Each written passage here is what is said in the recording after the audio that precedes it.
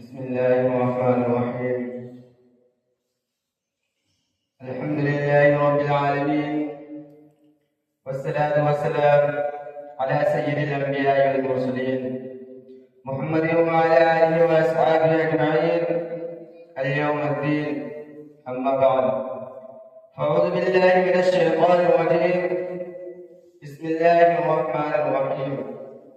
إن الصلاة تنهى عن الفحشاء والمنكر، وقال الله في موضع آخر: إن الصلاة كانت على المؤمنين كتابا موقوتا. محترم حضرات اور سامعین کرام، جب انسان کفر کی ظلمت و تاریکی سے نکل کر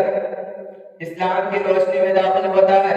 تو سب سے پہلے اس کو جس چیز کا مکلف بنایا جاتا ہے وہ نماز ہے، اور اسی کے ذریعے سے ایک مکمل انسان کی شناخت ہوتی ہے کہ یہ جانے اسلام میں داخل ہے یا خارج. مگر آج ہم سب ایمان لانے کے بعد، اسلام میں داخل ہونے کے بعد نماز سے کوسوں دور ہے، اور ایسا لگتا ہے کہ نماز اور اسلام کے درمیان کوئی تعلق ہی نہیں، حالانکہ ان دونوں کے درمیان کافی گہرا تعلق ہے. ویسے تعلق کو بتانے کے لیے آپ حضرات کے سامنے آیا ہوں. میں آپ کو بتاتا چلوں کہ نماز اور اسلام کے درمیان تعلق کیا ہے، پھر اسلام میں نماز کا مقام و مرتبہ کیا ہے. ان سب باتوں کو ہم سب کے لیے جاننا کتنا ضروری ہے تاکہ نماز کی اہمیت کو سمجھنا ہم سب کے لیے آسان ہو جائے. برادران اسلام، اللہ تبارک تعالیٰ نے ہم سب مسلمانوں پر 5 وقت کی نماز فرض کی ہے. نماز یہ ایسا طریقہ ہے جو ہر مسلمان عاقل بالغ پر فرض ہے. اسی سے ہم اور آپ اندازہ لگا سکتے ہیں کہ نماز کتنی اہم اور ضروری عبادت ہے.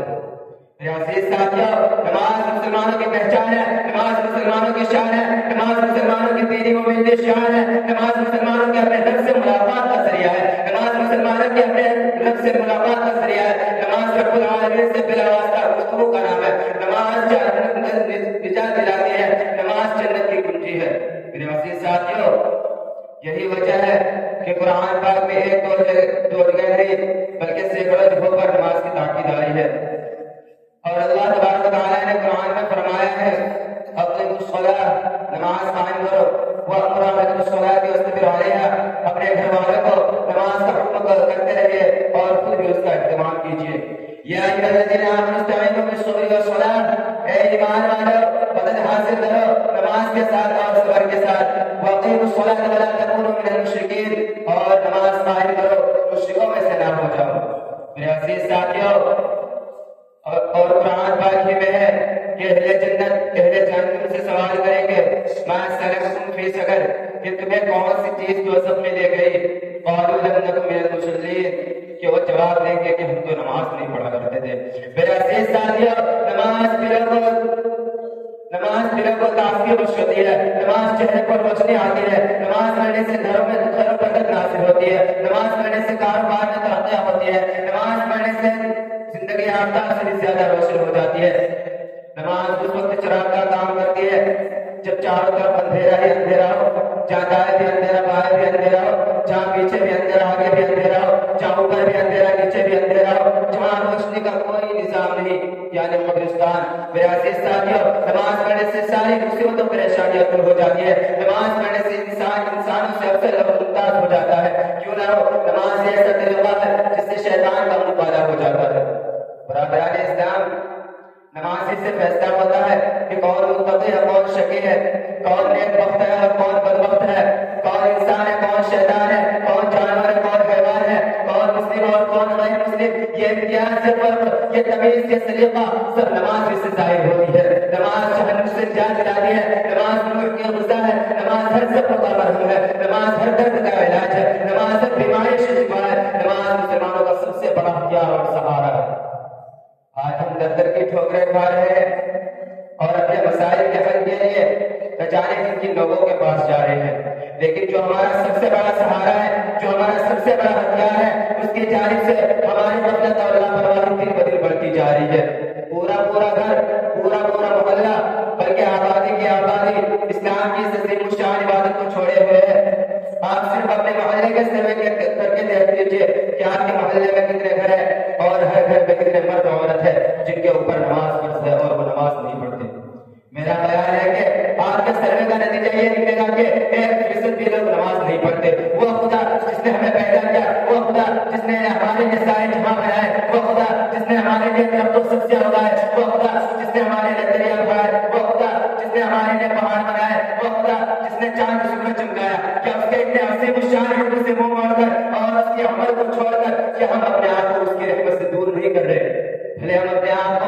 ایمان اور اسلام کے لیبل لگائے ہوئے پھرے،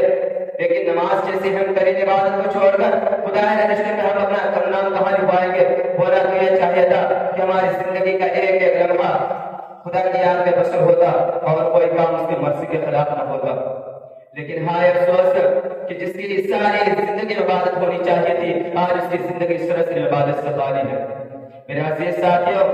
آپ میں سے کوئی نہیں چاہتا ہوگا کہ وہ اس کا حشر فرعون کے ساتھ ہو، یا اس کے وزیر حامان کے ساتھ ہو، یا مکہ کے اشرف الغریب دشمن اسلام امیہ بن خلف کے ساتھ ہو،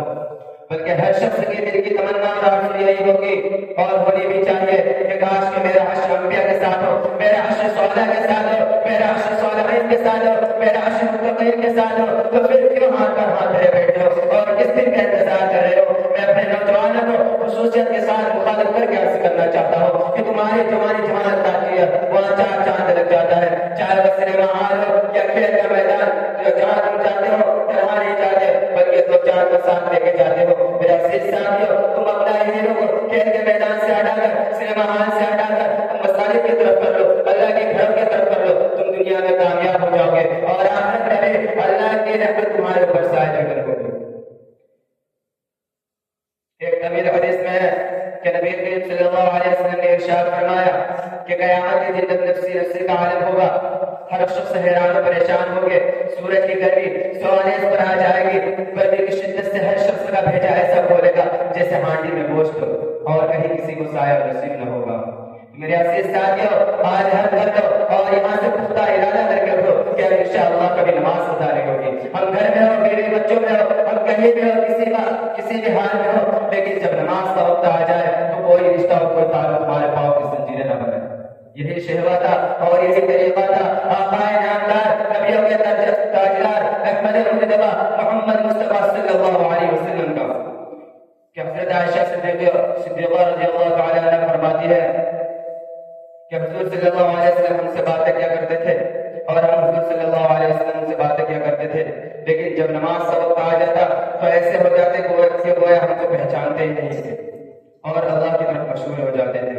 میرے عزیز ساتھیوں، حضور اکرم صلی اللہ علیہ وسلم بچوں سے بہت پیار کرتے تھے اور بچوں سے پیار کرنے کی تاکید بھی آئی ہے، لیکن نماز کے معاملے میں فرمایا کہ اگر بچہ 7 سال کا ہو جائے اسے نماز پڑھنے کے لیے کہیے، اور اگر بچہ 10 سال کا ہو جائے اور پھر بھی وہ نماز نہ پڑھے تو اسے مارے۔ کتنا اہم ہے کہ نماز کا معاملہ کتنا اہم ہے کہ بچوں تک کے بارے میں آپ کا یہ ارشاد گرامی کی طرح سخت ہے کہ میرا عزیز ساتھیو، آج کل ہم اور آپ کو یہی نہیں پتا کہ ہمارے اوپر فرائض کیا ہے،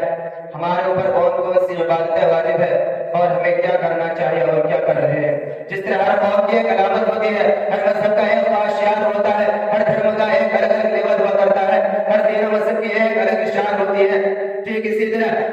مسلمانوں کی بھی ایک علامت ہے، دین محمدی کا بھی ایک منفرد پہچان ہے، اسلام کا بھی ایک الگ شناخت ہے۔ رسول اللہ صلی اللہ علیہ وسلم نے فرمایا لِكُلِّ شَيْءٍ عَلَامَةٌ وَعَلَامَتُهُ الْإِيمَانُ الصَّلَاةُ، کہ ہر چیز کی ایک علامت ہوتی ہے اور اہل ایمان کی بھی شناخت نماز سے ہوتی ہے۔ میرا عزیز ساتھیو، یہ وہ نماز کا تحفہ ہے جس کو مان کے عبدالسمان آپ صلی اللہ علیہ وسلم کو دیا، یہ وہ تحفہ ہے جس نے ایک حبیب کو اپنے پیارے محبوب کو دیا، یہ وہ عطیہ ہے جو اللہ تبارک تعالیٰ نے اپنے پیارے چہیتے کو دیا۔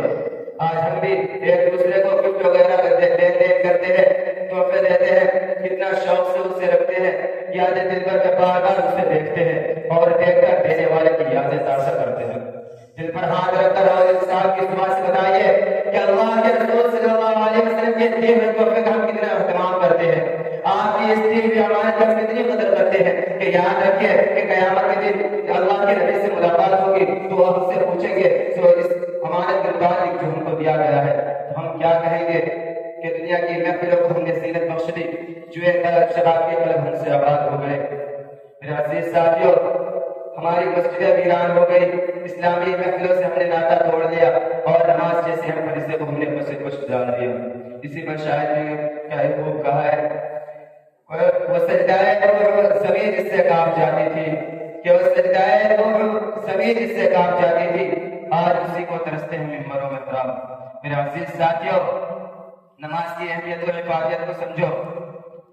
کیونکہ اس میں بہت فائدے ہیں۔ قرآن سے پوچھو تو ہمیں قرآن بتائے گا ان الصلاۃ تنہی عن الفحشاء والمنکر، کہ نماز تمام برائیوں سے روک ہوتی ہے، اور نمازی کے متعلق آپ صلی اللہ علیہ وسلم نے ارشاد فرمایا کہ جس طرح کسی عمارت کے لیے کھمبے کی ضرورت پڑتی ہے، کسی چھت کے لیے ستون کی ضرورت پڑتی ہے، ٹھیک اسی طرح نماز دین کا ستون ہے، دین کے علم میں مضبوطی اور سہارا ہے، نماز کے بغیر دین کی بنیاد قائم نہیں رہ سکتی۔ یہی وہ عبادت ہے جس کے متعلق آپ صلی اللہ علیہ وسلم نے ارشاد فرمایا وہ کہ نماز میری آنکھوں کی ٹھنڈک ہے اور میرے دل کا سرور ہے، نماز سے میرے قلب و جگر کو تقویت اور راحت ملتی ہے۔ میرے عزیز ساتھیوں، ابھی ہم لوگوں کا وقت ہے کہ آج حد کر لو اور آج سے پابندی کرو کہ انشاءاللہ نماز قضا نہیں ہوگی، اور شریعت کے مطابق ہم زندگی گزاریں گے، اور ہر کام سے پہلے ہم نماز کو پہلے مقدم رکھیں گے، کیونکہ جوانی میں